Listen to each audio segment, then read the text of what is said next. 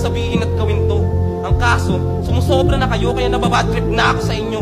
Di ako magbibigay ng respeto kahit milyon pa ang dinadala niya. Mga mata pobreng nagsasabing spam daw ang pinakatilata nila. Mga namimili pa ng itatae at nabubuhay ng ilang dekadang tanga, habang ako'y nabibilang sa mga taong namamatay ng dilatang mata. E di sige, kayo na rich kid.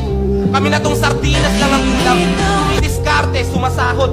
Pag naubos, nangungutang. Kumakayod, napapagod. Sumisweldo, pero kulang.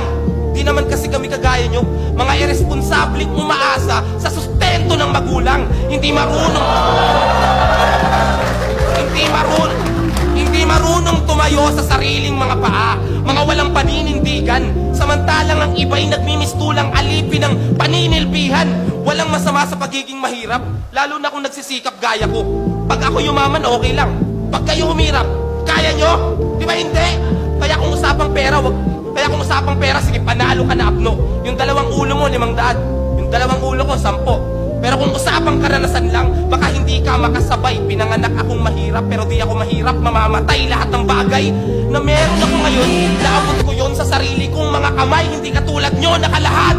Paalamunin, palibasa, panay karangyaan lamang ang tinamo. Sinabi ko na yung kahinaan ko at wala nang rason para itanggi pa to.